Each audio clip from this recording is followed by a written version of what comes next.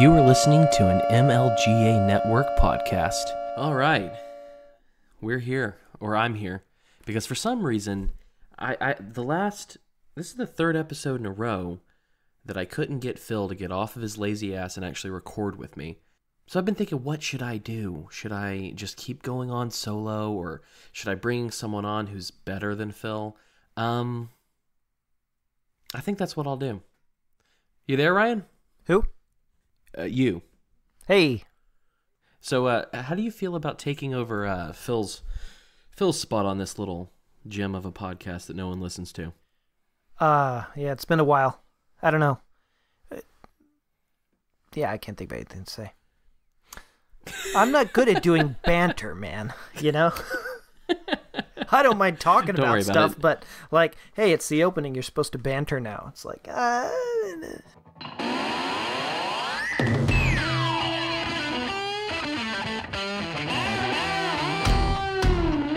Welcome to Make Liberty Great Again, the best damn Liberty podcast that you've never heard of. Phil and I will be your guides as we peer into the ridiculous reality of our society and our government. Let's get to it. Welcome to Make Liberty Great Again. This is Cam. As I said, not with Phil. I'm not sure he loves me anymore, but we're back. I'm back. But this time I have Ryan, so, I'm not lonely. So that's something. Howdy. Who needs Phil anyway? I hardly remember the guy. Was it a guy? Is he redheaded? I don't know. Because I'm colorblind. I can't tell. Yeah. Oh, right. He was the one who was naked with old people inside the gym. Like, drying their dongs together. That sounds like him. Yeah. So, I thought, I'd just have you back on for a chat and see if there's anything you'd want to talk about. I mean, there's an election that's going to be coming up within the next year or so. See, there's always something to talk about. Yeah. There are plenty of people that you can look. I mean, Tulsi's honestly the best looking one physically. Yes. And the anti-war stuff is good. Trump has had some great anti-war tweets, but the dude has so poisoned the well that it's actually hard to get too excited when he says stuff. I mean, it's great to see the rhetoric get out there, but it's getting harder and harder to not be like cynical about it. I don't know. At this point, I'm just wondering if he's been impeached yet. I'm curious to see how that will go. We'll see. What's also fascinating to me is I'm seeing so many people posting online, about if he gets impeached, who will take office. To which I'm like, really?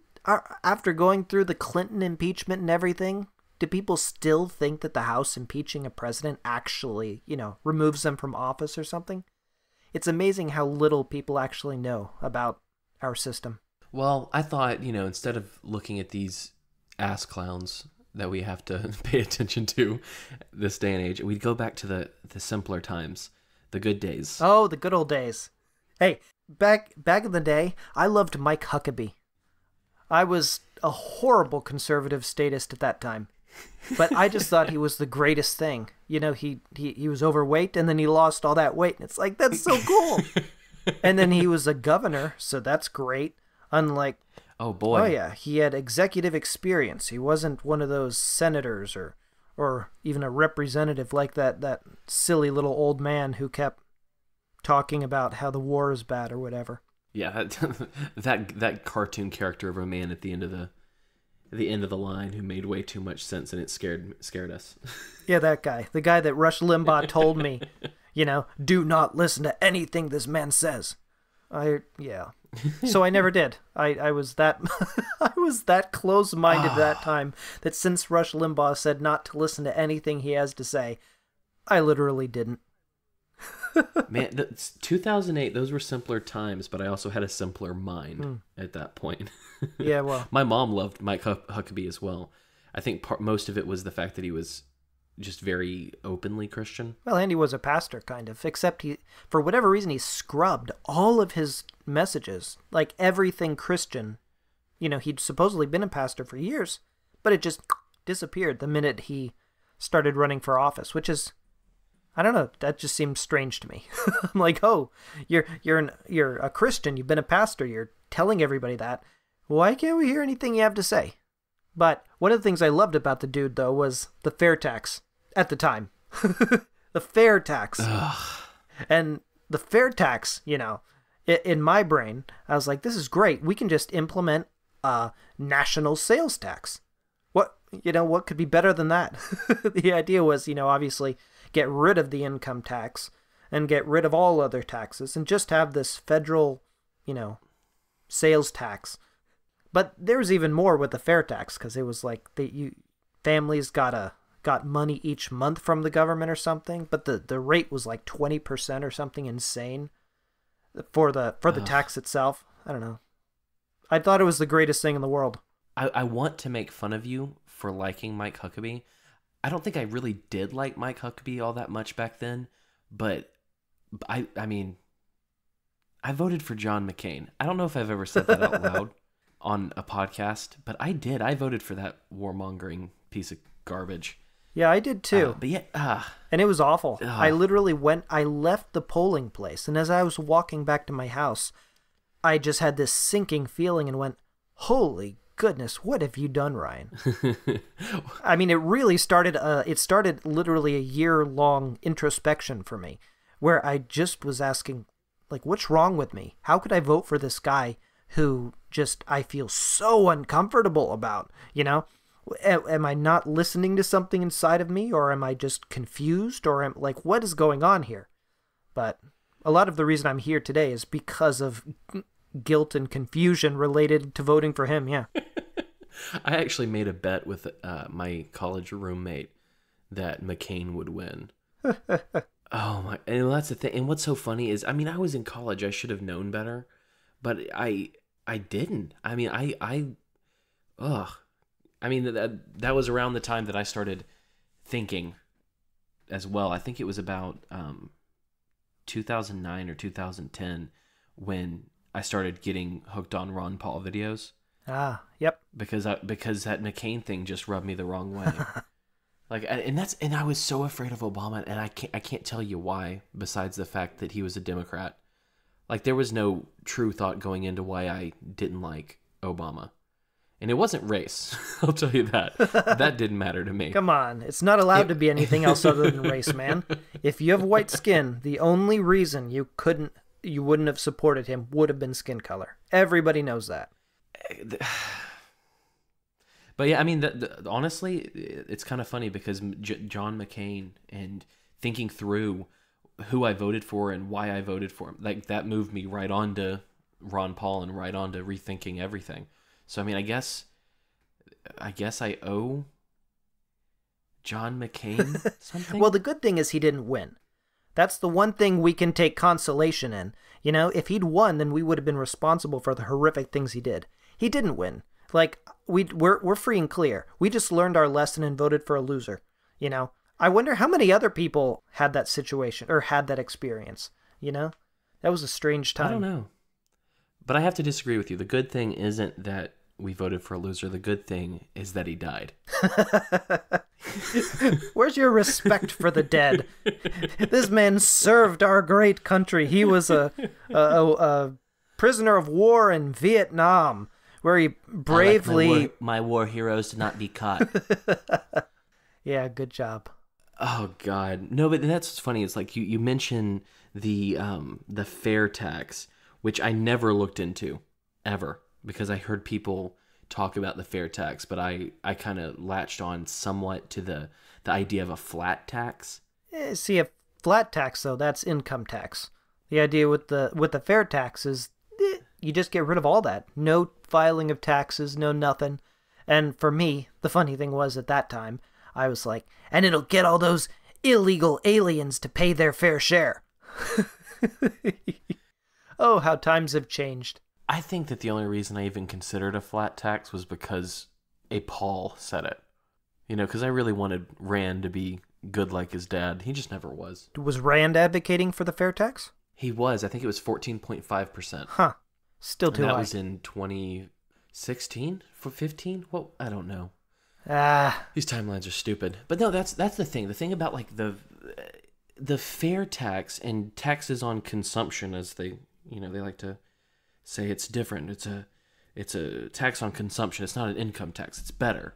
And I'm always like, am I still being stolen from? Yes, then I don't want that. No, it's voluntary, man. That's what some people say. A sales tax is voluntary because it's not like you have to do that transaction. You're voluntarily entering into the transaction. So you're practically voluntarily paying the tax, right? Isn't that how it works? Honestly, it's so weird because anytime someone goes down that line of rhetoric, of thought, when they put the words voluntary and tax together, like, I grit my teeth so hard it hurts. Stupid.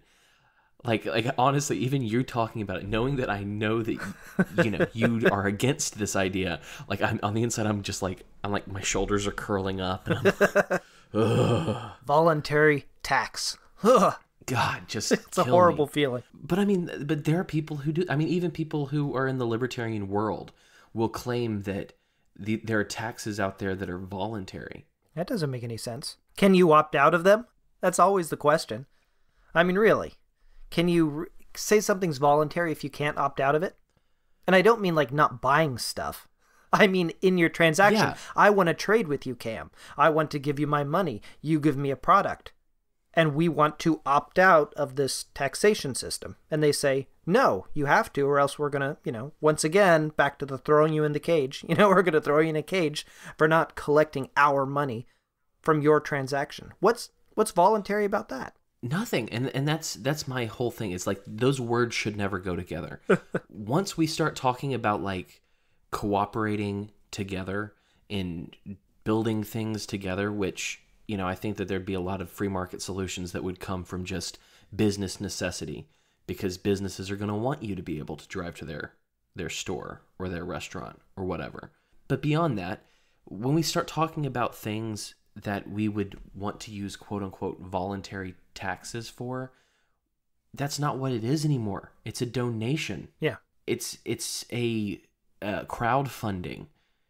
If it's actually voluntary, it's no longer a tax. And it's something you actually don't have to do. Right. If you don't have to do it, then it's voluntary. You can voluntarily enter in or not enter into it. It's not, if you do this thing, you have to pay us, or you have to do it this way, or anything else. Everything the government does is a mandate. If they say you're not allowed to buy something without paying them for the privilege, that's not voluntary.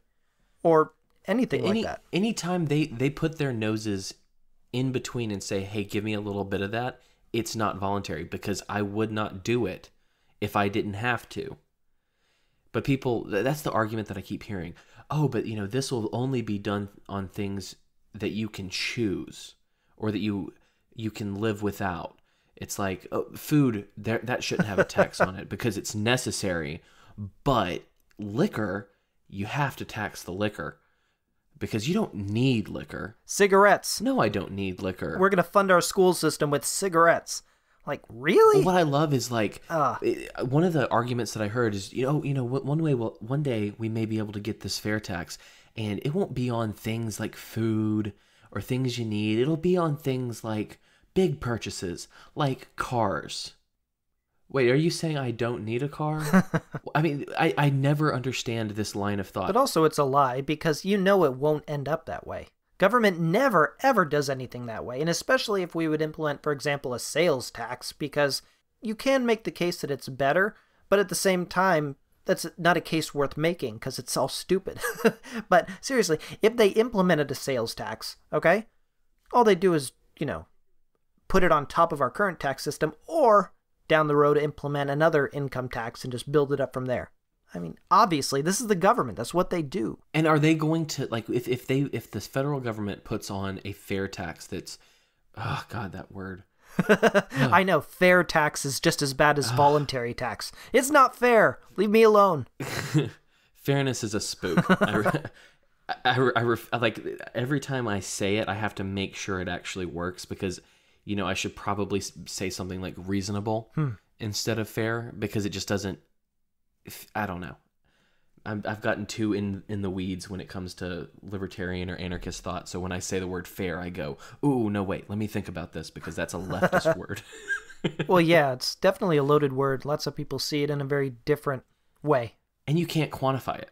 Well, you can try, but there's no end to it. Yeah, like you need to pay your fair share.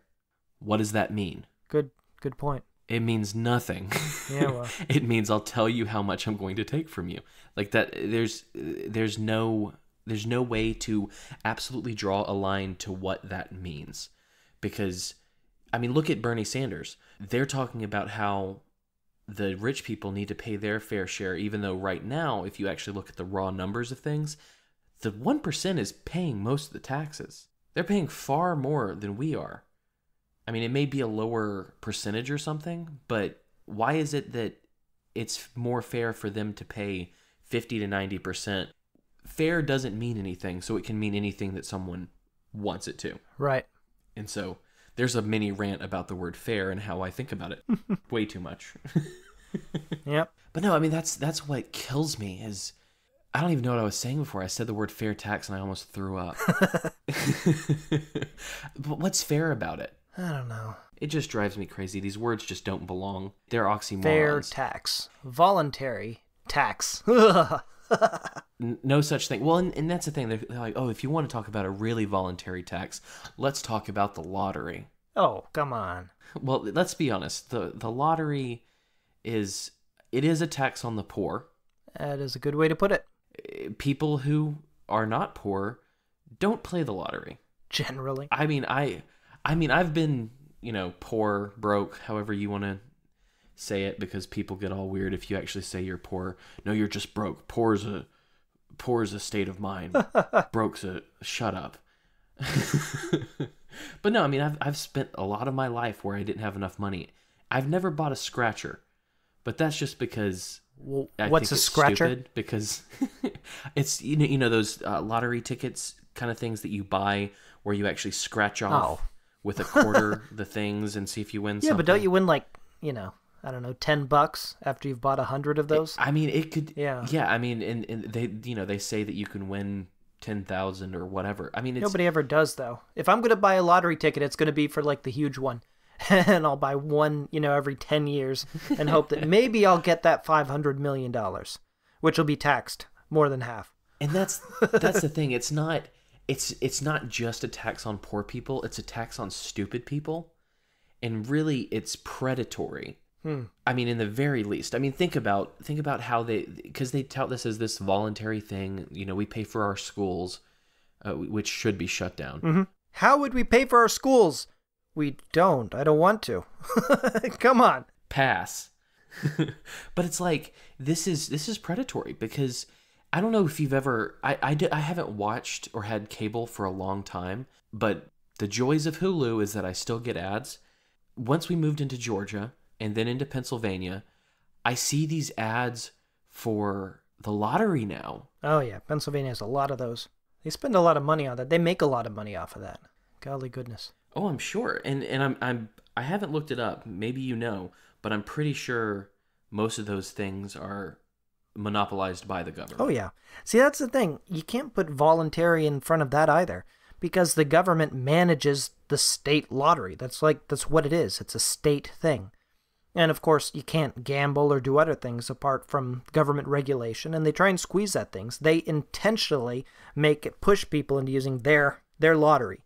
And they make it difficult or illegal to do other things, which, once again, makes it that's not voluntary. Lotteries are actually one of the oldest forms of taxation here in the New World. I was reading Murray Rothbard's Conceived in Liberty, and he talks about it way back, like at the Pilgrims' time, seriously. They started these lotteries to raise money for how they would, run their governments and do things in the colonies. It was crazy, but they really did. And that continues today. That's so weird. But at that time, they said you cannot gamble, you cannot do any of these things, but we'd love for you to join us in our lottery for whatever. Weird stuff, man. But, the same goes today. Can I opt out of it? Can I do my own big lottery? Can I do my own Powerball? Call it voluntary ball. Well, No, chances are that you can't. Chances are you're going to get in trouble for doing that. It's not voluntary because you have to do it through the government and you have to, pay the government, whatever. So, no. Yeah, I mean, I think of all of the tax schemes that are supposedly voluntary, I mean, that's probably the most voluntary one if it wasn't so dang, like I said, it's predatory. Yeah. I mean, they let's be honest about the common poor person. They do their job, they work all day, or they don't if they happen to be on, the government rolls. But either way, at the end of the day, they sit down and they watch TV and they see these ads that I feel like the government uses our money to pay for, to pay for the ad space. Probably. That talks up being rich and having this, that, or the other, and how you just need to play the lottery. Well, you live right by a Wawa. I mean, I'm sure do. You've seen it. If you go in there on certain days of the week, the line to buy lottery tickets, man, it's longer than the line to buy breakfast sandwiches. It just twists around the store, all these people lined up to buy all these tickets. It makes me sad every time I see it. Right. But the other day, a guy walked up to the counter, and I was getting a sizzly, a bacon, a sausage, egg, and cheese bagel sandwich, and this guy walks up, and he gives the woman a $100 bill and gets a bunch of scratchers. He's scratching them off in the corner, and then he comes up, and the lady gives him $8 out of the till. And I'm like, wow, that dude won $8 and spent $100 to win. Brilliant. It's not good economics. I mean, it's voluntary. They are making their choice to buy this, but I'll be damned if it's not. Oh God, dastardly. I mean, you can talk about other things though as well. The government latches onto things that people get hooked on, and then they find ways to profit off of it. Once again, go back to alcohol. Cigarettes. Here in Pennsylvania, the freaking government controls alcohol to a large extent. They tell the alcohol stores are actually all licensed by the state, and then they're not allowed to be open on Sundays, or at least they haven't until recently. Maybe they can now. I don't know, but all this stuff, and they tax the heck out of it and do everything. But once again, in a weird, I mean, that actually incentivizes it incentivizes the government to want people drinking alcohol, since they make lots of money off of that. And the same could be said for tobacco, obviously. In our state, they have, these tobacco taxes, and they proudly announce all the things that they're building with tobacco taxes. Schools and this and that. Here in Allentown, they were doing some major renovation a few years ago, and people were rightly asking, how in the world are you going to pay for that? And they announced, we are building an enormous cigarette warehouse. And that's how they were going to do it. Meanwhile, you ask them, what do you think about cigarettes? Oh, they're horrible. People should stop smoking. We're spending all this public money on, telling people that tobacco is bad, while simultaneously investing taxpayer money into building, in this case, a tobacco warehouse, which will sell tobacco to people, and the city will make a killing off of it. I mean, and not to mention that usually the conversation around taxes on cigarettes and alcohol, in Alabama we called them sin taxes. I don't know if they do that up here. I've never heard that before, but okay. Yeah, sin taxes. I mean, I think it's just it's more of like a making fun of them for doing this, because they want people to stop smoking. They want people to stop drinking. So they impose sin taxes because that's supposed to make people drink less. Except that's not how it works. No, obviously. I mean, people don't stop smoking when their cigarette packs go up. Majority of people. They don't stop smoking when they are looking at their bank account and they see that they only have $20 left. They go, well, I'd rather smoke than eat. I mean, when I lived in Alabama, Alabama is the same as Pennsylvania. I mean, all of the liquor stores, with the exception of package stores, which were privately owned, and I don't know what the deal was with the way they got licensed or taxed or whatever, but all of the all of the liquor you had to buy from ABC stores, Alabama Beverage Control. Wow. That is a lot like Pennsylvania. Yeah, so I'm used to it. So when someone was like, "Oh, you're moving up to Pennsylvania, get used to having to go to a state liquor store," and I'm like, "Dude, that's been my whole life." Yeah, it was really weird I mean, when not I my went whole to life, the first but- time I went to Missouri, and I'm walking around the grocery store seeing huge, aisles jam-packed full of alcohol. It's like, really? Yeah. Yeah. Well, in Alabama, it's legal to buy beer and wine in the store, in the grocery store. Oh, okay. But liquor was separate. Because there's so much of a difference. That's a real Leave it sinful to the state stuff. to make these arbitrary distinctions. And busybody Christian writers. Yeah, no, I mean so I'm used to that. And I remember two things. One, when I went out to Los Angeles to visit my brother, walking into what's that, Ralph's or something, Trader Joe's, one of those places I've never been to because we don't have them in the South. And there was like giant bottles of vodka in store shelves, and I was like, this is so weird. And then I thought, no, it's really weird that I think this is weird. Like, it's just logical that they would have things that you drink in the same place as things you would eat. No, leave it to the state to change the natural order of things. Right, to make you walk in and go, oh, that's weird it just, of course it's there. That just makes sense. I mean, come on. Well, it stinks. We want to be free from the state. We want to live our own lives. But because of the ways that the state, has fished their claws into so many different parts of life. And trained us. Exactly. It changes what we expect from life. What we expect from the store. It changes what our ideas are of a grocery store, or our ideas are of this or that. It's bizarre, man. They're like playing with our brains. When I lived in lower Alabama in Daphne, we were right on, maybe an hour away from Florida, and I worked in Florida. So I would be there all the time. And I walked into one of their Walmart liquor stores, which is another weird thing that Florida does, where the liquor can't be in the store, but it can be next door. Okay. Which makes no sense, which is apparently how they do it in Wegmans here. Yeah, they started doing that not long ago. They're not allowed to use the same, cash registers. You have to buy your food at the store registers and your alcohol at the alcohol registers. But why?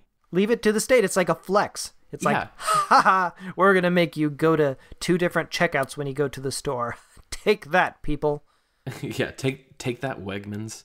Or like in Allentown. Halloween is on October 31st. But guess what? Everyone is trick-or-treating on the last Friday in October. And it's going from 6 to 8. And you can be fined or even jailed if you're 13 or older and you go out trick-or-treating.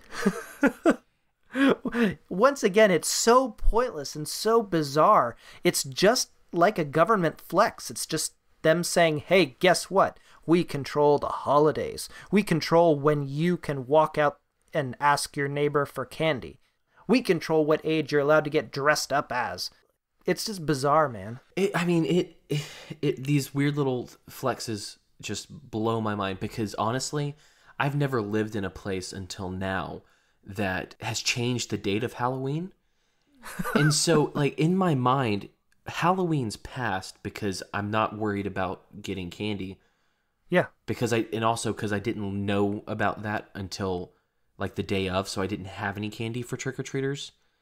Because why would I think that it would be the Friday before? Well, you and my 4-year-old have the same problem. He keeps talking about Halloween a few days ago. We're like, no, actually Halloween's, in 2 days. And he laughs. He's like, ha, yeah, no, that was on Friday. That was funny. That's funny. and one time he mentioned, yeah, it's too bad we didn't, light our jack-o'-lanterns. We should have done that for Halloween. We're like, no, don't worry, we're good. Halloween's in, a couple days. we're set. But yeah, he just can't wrap his brain around that. And truth is, neither can I. I hate it. Hate it so bad. And it's not even. We're not even gonna go trick or treating. But it's ruined my brain to where because we haven't carved our pumpkins yet. Just haven't had the chance to. And I keep going, man, we missed it. And I'm like, no, we didn't. We've got 2 more days. Yeah. We carved ours in time, but we didn't actually light them. Every night it's like, oh, we need to light the pumpkins. It's not Halloween yet. We'll wait and do it on Halloween. And it's so strange and it's so arbitrary. It's just a flex. It's just, we will because we can. Ha ha ha. And you guys will bend over and take it. Let me rewind just a bit, because when I was living in Daphne, it really showed me how these taxes hurt people, because I would, like I said, I would drive over into Florida for work. And one of those days I walked into the Walmart liquor store, and I looked at the rum that I like to get every now and then that goes well with a soda. And in Alabama, the cost of that bottle was always between $29 and $35, depending on where you went. Okay. In the liquor store in Florida, it was $18.99. Wait, what was the price in Alabama again? Between $29 and $35. Oh, it was cheaper in Florida. By a lot. Nice. Because they don't have those same sin taxes. Right, and you don't have to go to ABC or whatever store. Right, you're not forced to this monopoly where you. So it was like I don't drink very much. I'll get a bottle of rum maybe once or twice a year. But I knew that if I'm gonna do it, I'm gonna go to Florida now. I'm not gonna buy it here. It's worth the hour drive. Makes sense. It saves me. What? How much was that? $12? But once again, that's the government changing your habits. It's working.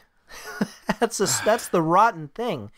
In order to avoid these things, you end up living a different way, which means you're living a reactionary life. You're reacting to the government, which sucks. It's like, haha, screw them. I'm finding a way around. But still at the same time, now you're deciding what you're doing based on them, which means to a certain extent they still win, which makes me angry and stuck. Like, how do you deal with that? It's so frustrating. I'll keep $12. Oh, I'll keep $12 too, but you just said you have to, drive out to it and whatever. Oh yeah, I definitely wouldn't have done it if I didn't work in that city. Yeah, that's true. That helps. I'd be tempted to do it just to stick it to them. Just to not do it to the government. But once again, like I said, that's still reactionary. It sucks. But no, I mean that like I said, the Halloween thing here is really strange to me. It's weird to me that they have made it a misdemeanor for someone over 13 years of age to put on a costume and walk around the block. Yeah. Why? Flex. Government flex. Is the stated reason because these kids might throw eggs at someone's house? Is it age that lends to egg throwing, or? Well, let me say from personal experience, that doesn't stop the egg throwing. I've still woken up on way too many day after Halloweens, or day after trick-or-treatings, I guess. Reformation Day. And found, well, no, because they flex, and of course it's random days, of course. But, yeah, no, find egg on our cars, which stinks. By the way, if you get that on your car, wash it off immediately. I've heard that. Oh my goodness. When I let it dry one time, that was death. And the thing that it's about, that whole doing it on Friday, is because, I mean, I'm guessing their stated reason is they don't want to do it on a school night so that the kids can sleep well before they go to prison in the morning. That's not your decision to make.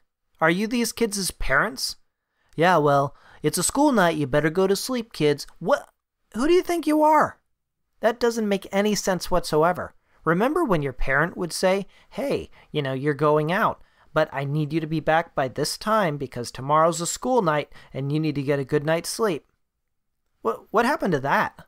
When did it become, oh, we're the government, so we need to make sure these kids get home and get in bed on time? What? It's always a flex, and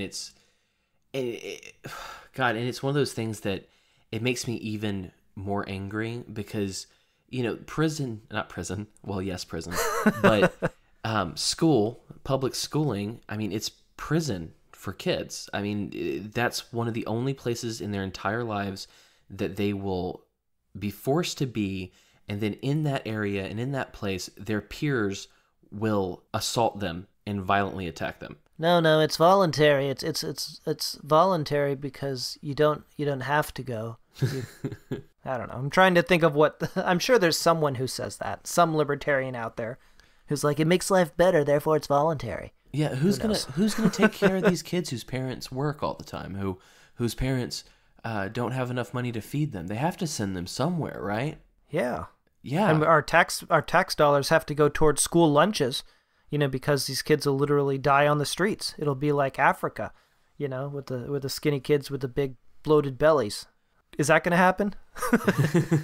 I got a notification, and this happened to be when I was thinking about this Halloween thing and how they want to make sure that the kids are in school. They don't want it to happen on a school night. They want it to be on a Friday, so they'll be off on Saturday, blah, blah, blah. And I get this notification, and it says 13-year-old who complained to school officials about bullying dies after being sucker punched by classmates. Oh, son of a Grinch. And I'm like... That hurts, man. So they're keeping my kids from trick-or-treating after 8 p.m. so they can go to school and be sucker punched to death? Honk. That just doesn't do it for me. Yeah, seriously. Voluntary taxation doesn't exist. That does hurt to hear. There are words that you should scrub from your vocabulary immediately, if not sooner. How about voluntary regulations? Oh, well, that's the thing. There is self-regulation that a lot of companies do. Of course. But when you're talking in the context of government, there's no such thing. Yeah.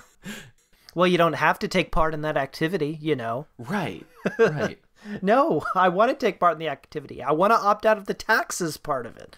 Duh, or the regulation part of it. It's only voluntary if I can opt out, buddy. Yeah, just throw voluntary in front of everything the government does and see if any of them make sense, and then go back to voluntary taxation. You moron. It doesn't exist. It's voluntary immigration control. It's voluntary public schooling. It's voluntary taxes. I don't know. Anything the government does, it doesn't sound right in. Voluntary mandatory school attendance. Yeah. Voluntary parking authority. Walking the streets at night. Looking in your windows. Making sure your car's, up to date on its inspection. Have you yelled at any more cops lately? Cops. That guy wishes. No. A few weeks ago, this dimwit. I look outside and I see a parking authority, which is one of the top income sources for our city, Allentown, Pennsylvania. And this guy's parked outside my home after dark. Now, they come to our streets during street sweeping because the city decided that we have to have our streets swept on these certain days every week, and we have to move or else we get lots of tickets. And the city likes that because they make a lot of money off the parking authority. But this dude, there's no street sweeping. It's in the middle of the night. Seriously. And this guy's walking around with a light, looking at people's license, looking at their plates, looking at their inspection sticker to make sure it's valid, still good. Looking inside windows to see what's inside the car. It was crazy, and this dude's walking around. So I went outside and I hollered at him. I said, "What do you think you're doing?" The guy got all offended. I'm just doing my job. Well, I said, "Why are you out here stealing from us? Like, what is your point? Why are you looking at our registration? We haven't done anything wrong. Leave us alone. Go find someplace else to peek in people's cars. You're fishing for ways to make money." And he says, "Oh, no, don't worry, man. I don't work for the city. I work for the parking authority. We're a private company, and the city employs us to do certain things." Which I'm like, really? Are you really going to make that distinction? Golly, it hurts so bad. I wasn't yelling too loud, but I was speaking in a loud enough tone that I wanted all the neighbors around to hear what I was saying. And yeah, I should have just called the cops on him immediately and said, "There's some weird dude." He had dark skin, so I could have said that. "There's this dude with dark skin looking inside." Though I wouldn't want him to be shot necessarily. I mean, not if he died, but yeah, either way. The pacifist who's totally okay with some mild injury from a gun.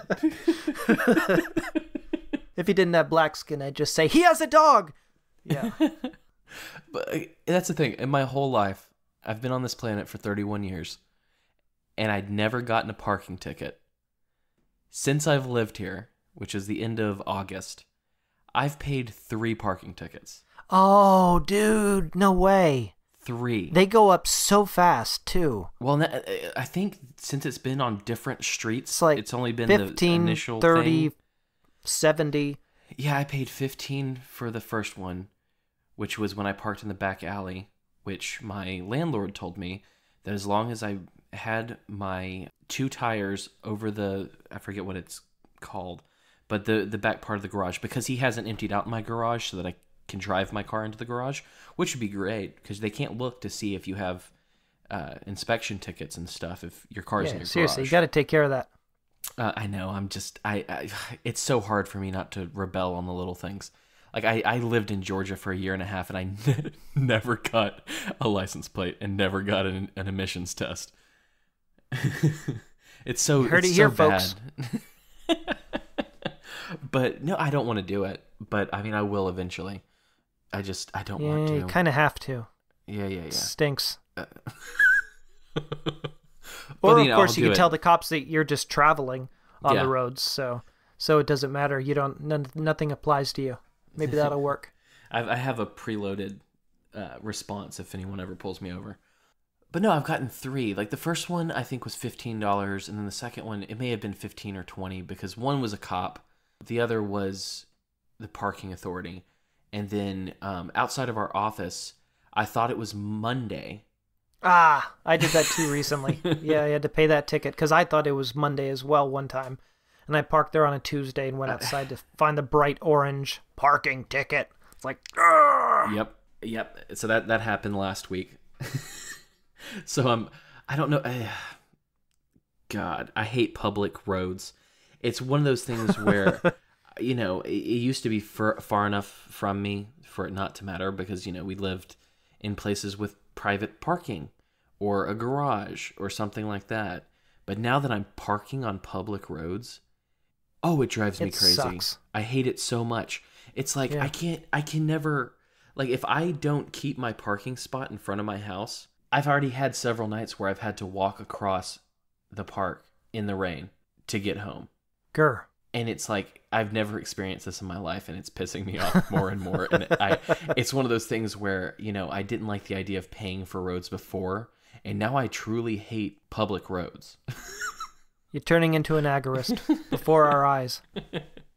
That's why I brought you into the city. My master plan is falling into place, man. Oh, this is I'm great. Go crazy. Next stop, we're gonna go out to Waco and buy that big compound we were wanting to get. The Branch Camdivians. You bet, and it's gonna be sweet. Well, I think we've yacked enough. My computer's about to turn off. Battery's getting pretty darn low. So. All right. Well, that was a fun conversation. Maybe people will listen to it. Maybe. But yeah. So thank you for listening to this fine episode of Make Liberty Great Again. Maybe next time we'll have Phil. There's really no telling. Who? I love you, Phil. Yeah. I miss you. Come back. Come back, Phil. Come back. Well, either way, you know where to check us out. All of our information is on the website, thisismlga.com. If there are any show notes, which there shouldn't be because we didn't reference anything directly, it'll be there as well at thisismlga.com/24. Also, people, listen to Techno Agorist, technoagorist.com. Also part of the MLGA network.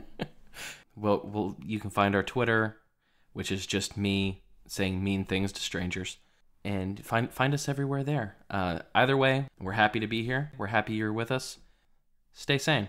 See ya. Say goodbye, Ryan. I already did. What's the opposite of howdy? Duty?